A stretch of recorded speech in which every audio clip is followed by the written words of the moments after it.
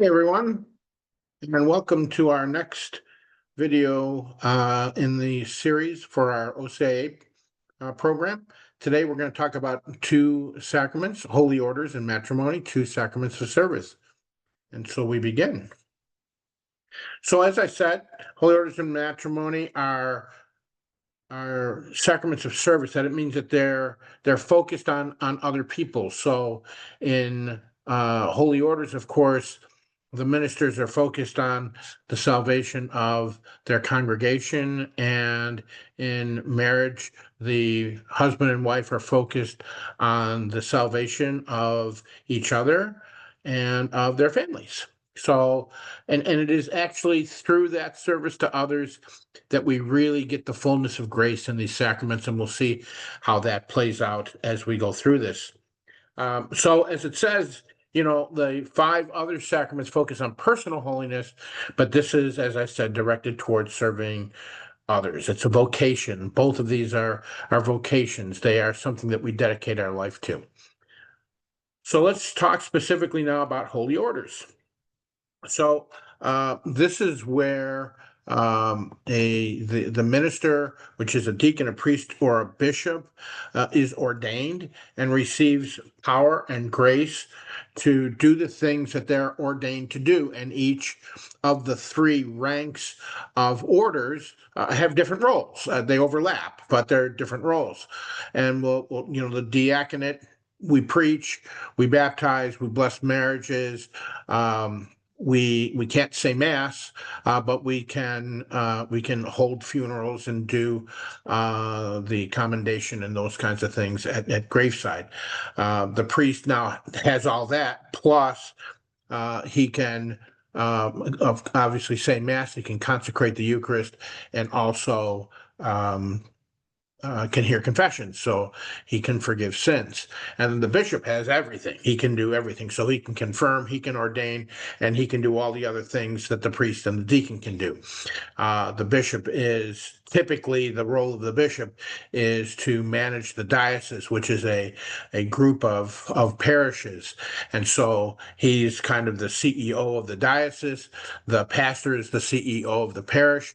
And the deacon, as we'll see in a second, deacon comes from the Greek word diakonoia, which means to serve, is the servant to both the priest and the deacon. So what do deacons do?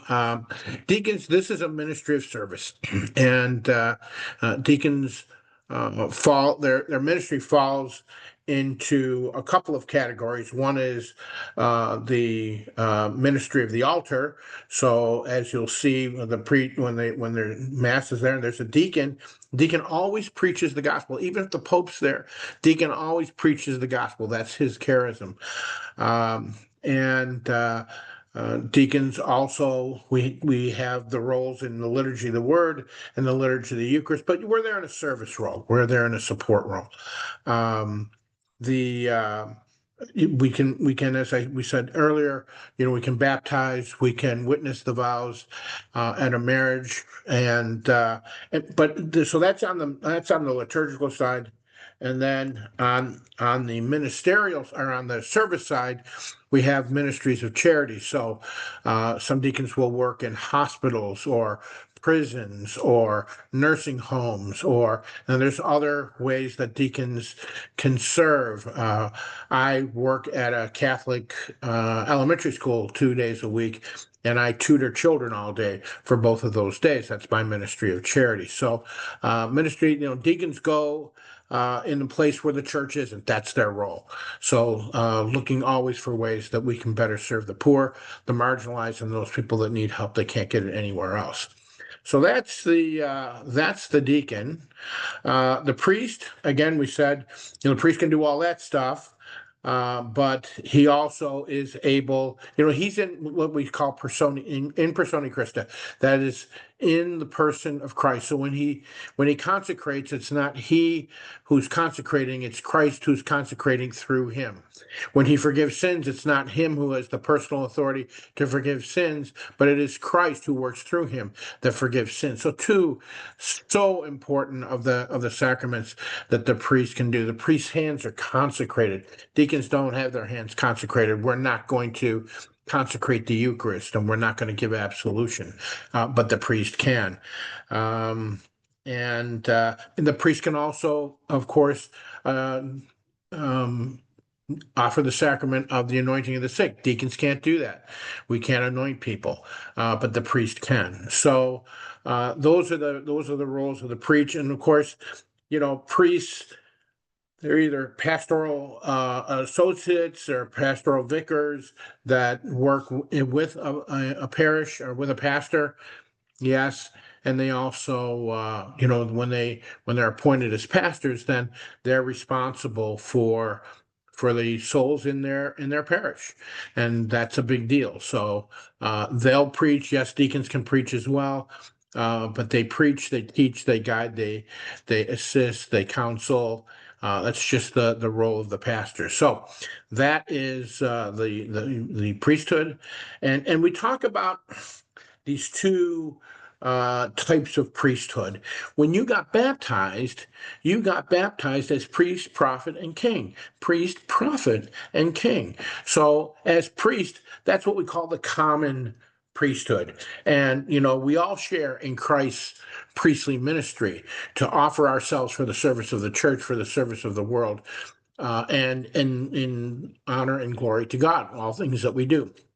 So we offer ourselves as living sacrifices. We all do that. But the ministerial priesthood, uniquely receiving the sacrament of holy orders, again, represents Christ at Mass, channel God's grace, and is in service through his ministerial priesthood, is in service to the common priesthood. So the roles of the ministerial priesthood: worship, teaching, and governance. Worship at Mass and the sacraments, the primary role; teaching, to pass on the words of Christ and encourage the faithful to grow in their faith life; and then governance, as we said, is responsible for either as pastor administering the parish, or as parochial vicar, than as someone who assists the pastor in governing the parish. Okay. And then the bishop has the most authority, as we said. Incidentally, just as an aside, we know that there's other ranks. There's Monsignor, there's Cardinal, there's Pope, but Monsignor and Cardinal are honorary roles, or honorary titles, I should say. Well, it comes with some authority. The Cardinals are the only ones that can, elect the Pope. They're the only ones who can vote. But the Pope is just the Bishop of Rome. But because of the historical power that as successor to Peter in that role as Bishop of Rome, he also has authority over the entire church. But so he's a bishop, just like our bishop here is a bishop. Of course, as Pope, yes, he does have some other responsibilities. So what is a bishop? Bishop receives the fullness of holy orders, as we said. They are successors of the apostles. They govern the diocese, which we talked about. The diocese, again, is a group of parishes. Now they can ordain. A priest can't ordain. Deacons certainly can't ordain. But we get ordained by the bishop.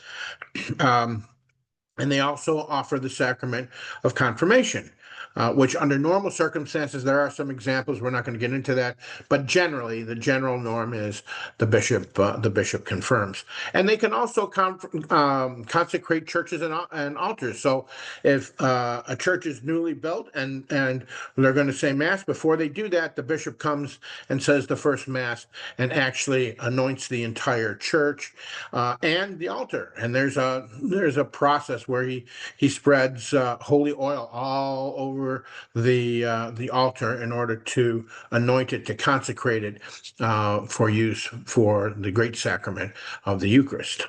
So those are the three levels of ordination: deacon, lowest, priest, and then bishop, and the roles that they play.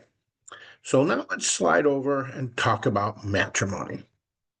So the church's definition is a partnership of a man and a woman, one man, one woman, for the whole of life.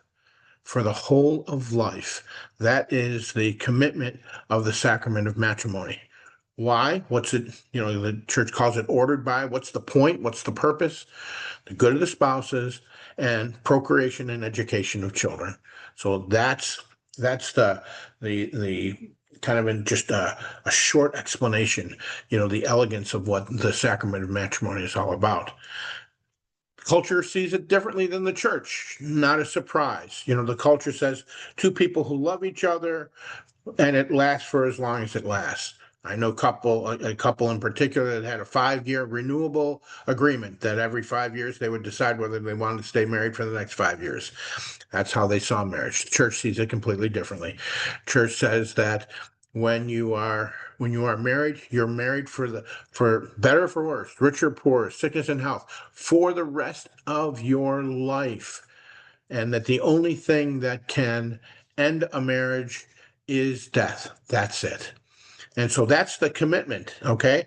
And the church says, look, Christ explained it. You see it in the Old Testament. Jesus reinforces it in the New, that it's always been this way, that this is how God ordained the world, right from the beginning in Adam and Eve and going forward. So right from the beginning, this is the essence of what marriage is all about. So I love this idea of covenant, so I want to spend a couple of minutes on it. So first of all, the couple are the ones who actually confer the sacrament on each other. The minister is there only as a witness for the church, and of course we help guide the process and all that stuff. But it's really the couple that marry each other. And it's because of covenant. That's the reason why. So let's talk about it. What's the difference between a covenant and a contract? Well, a contract is an agreement to exchange goods, right? So I pay you so much money, I buy your car. I pay you so much money, I buy your house. Whatever that is, that's a contract, right? Whenever you sign a credit card slip at the bottom, it says I agree to pay. That's a contract, right? And you sign your name. A covenant, on the other hand, is an exchange of persons. And this is completely different. This says, you will be my wife, I will be your husband. And that's the nature of the covenant. Like, you're giving yourselves totally to each other. No other person, minister, ordained, not ordained, doesn't matter. Nobody else can give somebody's complete person to another person. We can't do that. So we can't offer all of the husband to the wife. I can't do that. Only the husband can do that. And vice versa. Only the wife can do it on her behalf. So powerful, right? This is really a very important aspect. And so because of that, only the husband and wife can marry each other, because they're the only ones who have the right to be able to give themselves completely to the other person. And that's how the church sees it, right? So the covenant is the way in which a man and a woman establish this partnership for life. And it is, as we said earlier, it's designed for the well-being of the husband and the wife, but also for the purpose of growing, nurturing, and training children in the faith, so that they can also become disciples of Christ. So, we say marriage reflects the ultimate reality. Christ's union with the church, Christ as the bridegroom, the church as his bride. It is that union. Our destiny is in that union with God in heaven, and we participate in that through the sacrament of matrimony. So when a couple are getting married, when they're on the altar, there are three questions that they're asked, really three promises that they're going to make to each other, to Christ, and to the church. The first one is, have you come here without coercion? So freely and wholeheartedly. That's the first question. And they both have to answer, yeah, I have. I have come here freely. This is my choice to be here. There isn't some guy sitting, the father of the bride sitting behind the bridegroom and, with his shotgun, forcing the guy to marry his daughter. It's not how it works. It's got to be absolutely free and completely otherwise, because the focus of marriage, of the sacrament, the sacrament and the rite of marriage, is the consent. Everything happens around the consent. The consent has to be valid. In order for it to be valid, in other words, in order for the husband to give himself freely to the wife, in order for that to happen, he has to be free to do that. If there's any limitations on his freedom, then it's not really choice, and therefore it's not really a covenant. And then the second one is that you're going to love and honor each other for the rest of your lives. This is a lifelong commitment. And, are you ready to do that? I am. I am. Okay, good. And then, are you prepared to accept children lovingly from God? So, again, I am. I am. So, these are the three promises that they make to each other, to Christ, and to the church before they say their wedding vows. Okay, the essential properties of marriage is unity, husband and wife together, and indissolubility. That's not able to be broken. It's a bond that is unbreakable.